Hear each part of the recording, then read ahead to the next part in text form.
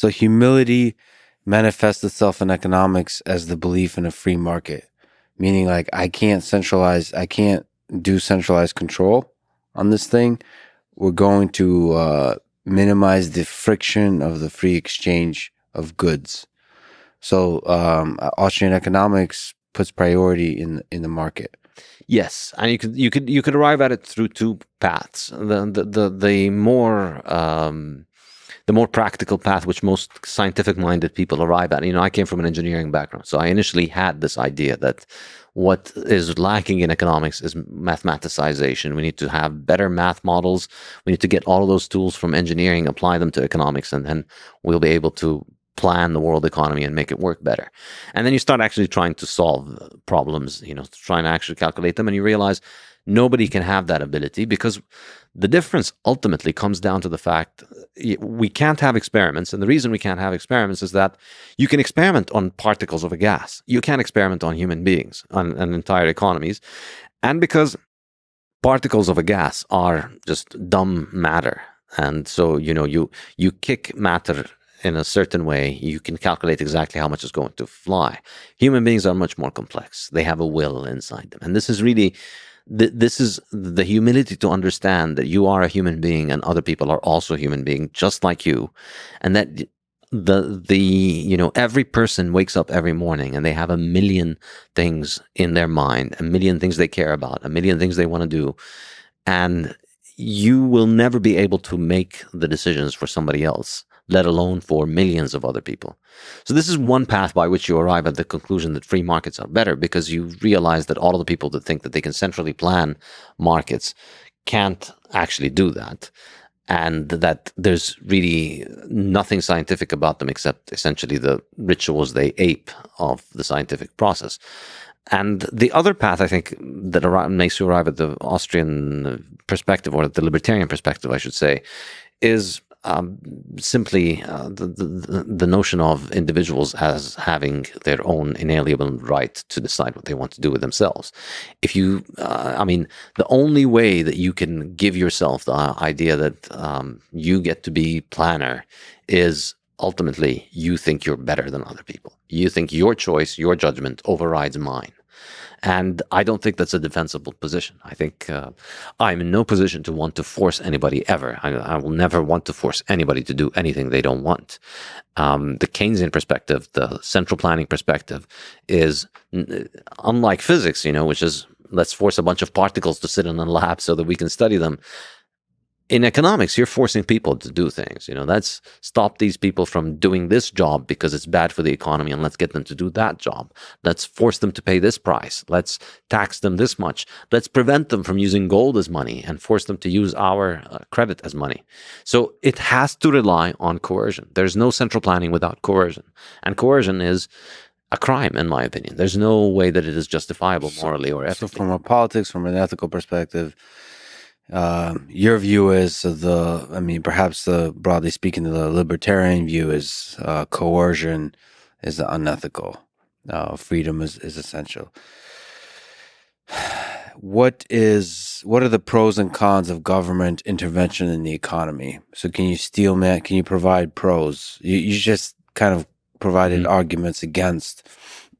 Is there any arguments to be made for government intervention, for the role of government in society? Speaking from a political or from an economics perspective, what is a positive role of government that you can imagine, you can speak to? I can repeat many other cases, but I don't find any of them compelling for the reason that I mentioned, which is that ultimately they all rely on putting a gun to somebody's head and using the threat of force. So that's, for me, can never be justifiable. Whatever the ends are, if the means are violence and the threat of violence, then the ends aren't justified. Everything that's good, governments will use as an excuse to justify coercion. So, what do you like? You like motherhood and apple pie. Well, government needs to ensure that motherhood works well, and we need government central planning of birth. We need regulations on birth, for instance. We need regulations on how people give birth. We need to ban people from giving birth in traditional ways that have been tried for thousands of years. We need to force people to do things in the modern scientific way. Well, so what about things like that all of us use, so infrastructure, for example, or education? or well, the economy too, right? Uh, can you make a case for the role of some large-scale centralized systems, whether it's government or not, that do this kind of management? I guess perhaps you could say there's the economies of scale argument that some things must exist at a very large scale, and therefore you would want political accountability of the people who manage them. This is kind of the argument that's given for infrastructure monopolies. For instance, roads or electricity. That let's say we live in a country, we need one power plant. The bigger the power plant, the better off we will all be. And there's a natural monopoly in the power plant business. So we're going to have one power plant. And since it's only one power plant, then we can't just let anybody own it, because then they're going to make it too expensive. So we need to have the government own it, so it can make it too expensive. And you don't find that case compelling? Not at all. I used to believe in it. I was pretty much a Keynesian when I first started my graduate studies at Columbia. And I don't find that compelling at all, because I think all these examples that they mention of natural monopolies or economies of scale that can only fit at a scale of government, it's always government bans people from opening power plants, and then there's only one power plant and they need to be in charge of it. But in reality, no, in reality, power plants can exist at all kinds of manners of scales of operation. And yes, of course, there are benefits to centralization in power plants in particular, because there's efficiency in generation. One big power plant is more efficient than 10 equivalent smaller power plants. But there's also inefficiencies in centralization, because the more centralized and the bigger the plant is, the further away a lot of the population is going to be. So you're going to be losing a lot of the electricity and transmission. And you believe the free market is best in managing that dance, that balance of how much centralization. Exactly. And if we do end up in a situation where there's one power plant for an area, then if the market ends up centralizing all of it into one power plant, I don't see that as a problem. There are places, there's a small town with only one barber shop. Is that a catastrophe? No, because they don't need two barbershops. Now, if that barbershop started to take advantage of people, started to charge higher price, well, then that's just an opportunity for others to step in and put them in their place. And that's the same thing with power plants. It's the same thing with everything. Ultimately, I think the key thing is this. From the central planning perspective, they'll present you the problem as it is, and they'll tell you, well, this is bad, so the fix, and what we can do is better. So let's stop what's bad and do what is better. Two problems here. Usually the reason that the thing is bad in the first place is because it is a government monopoly, is because of government intervention.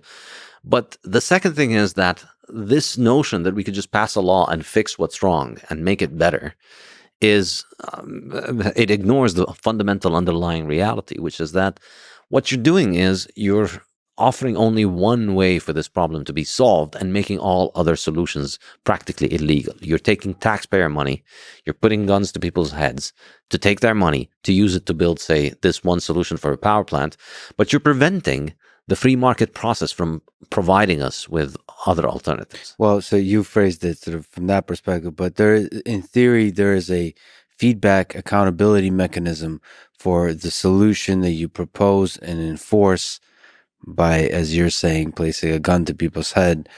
You're accountable for for that choice, for the quality of that solution, by being voted out if the solution is actually bad. So it's just a different selection mechanism. And I personally believe it is a selection mechanism that has worked in the past. It just often does not work nearly as well as a free market. And the question is, are there domains in which the free market gets itself into trouble?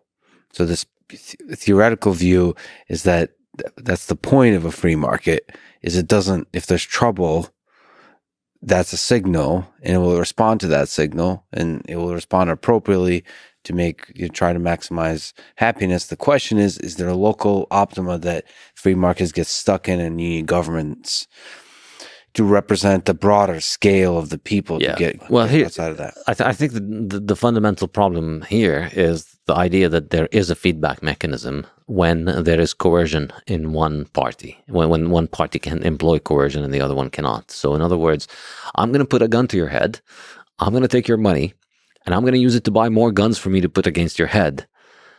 But somehow you're going to put a paper in a box and that's going to deactivate my guns. Yeah. Well, love requires a push and pull, a little bit of tension, a little spice in a relationship. I think. Yeah, I mean, a little gun to the head. No, sometimes good luck to anybody who's going to be dating you if you think putting a gun to people's head is comparable to a relationship. All jokes, but yes, I mean, the people don't often think of it as gun to the as government and the military as gun to the head. But that is sort of a libertarian perspective, because ultimately when you turtles all the way down and at the bottom there's guns. Yeah. So at the bottom, if you don't want to pay, if you don't want to, all right, I don't want to be part of your power plant. I want to get my own generator. I don't want to do it. And I don't want to pay for it.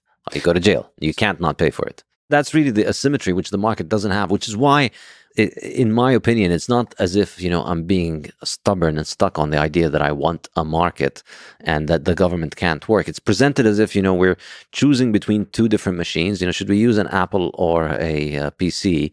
And I'm just constantly choosing one of them and saying that the other one can't work.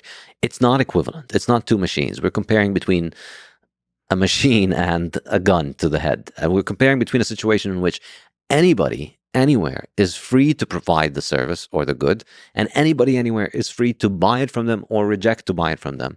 So anyone can build a power plant, anyone can succeed at it, anybody can fail at it, anybody can build it in a way that I can choose to take part in or not take part in. I can build my own. So we have a situation in which 10 million people, let's say, they each can freely choose to provide the good or to buy the good.